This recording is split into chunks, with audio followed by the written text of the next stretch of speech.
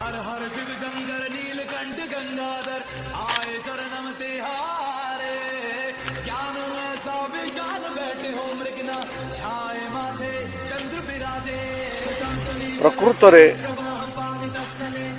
विशेषकर मोर पाई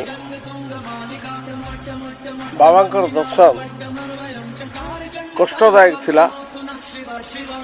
अनेक पाहाच अतिक्रम करने परे मध्य मु बाबा निकटरे वर्तमान सुधा पहुंची पारि नहीं। बोधे आउ किछि समय बाबा मते अपेक्षा करिया पई निश्चित कहिथिबे, किंतु देह खराब थिबा सत्वे असुस्थ थिबा सत्वे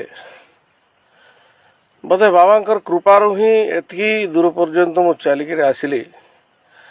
देखिबा आगु तो आउरी आपण देखुथिबे पाहच आउ किछि सहारा नहीं, बिना सहारे चढ़िया पड़ो।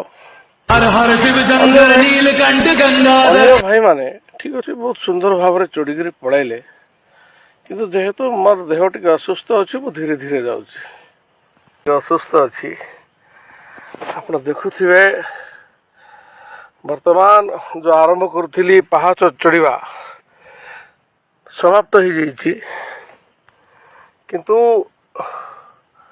मु जानी नहीं आउरी केते दूर चलवार अच्छी।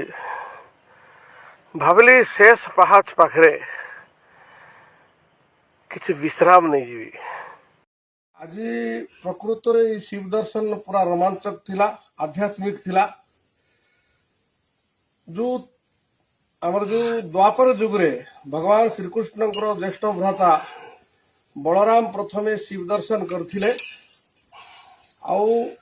आज साधु संत मानकर आशीर्वाद कारण संत मानकर आशीर्वाद सहित आज मते शिव बाबा दर्शन सुजोग मिलला। आज प्रकृत में अनुभव करुच्ची मु हिंदू समाज रे जन्म ग्रहण करी केते बड़ पुण्य अर्जन करुच्ची।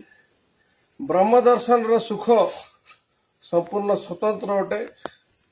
आशा करुच्ची ये वीडियो देखिबा परे आपण माने निश्चित भाव रे देवगिरी आश्रम को आसवे। देवगिरी आश्रम रे आज परम पूज्य ब्रह्म अवधूत सौभाग्य बाबा आमर सहित आम अनेक लोक क्रांतिगिरी महाराज आश्रम को आसीचु। प्राय प्राय तो आमर बैठक समाप्त हो जाइए, किंतु बाबा अनुरोध कर आउ गोटे बैठक रे रहिबा पई।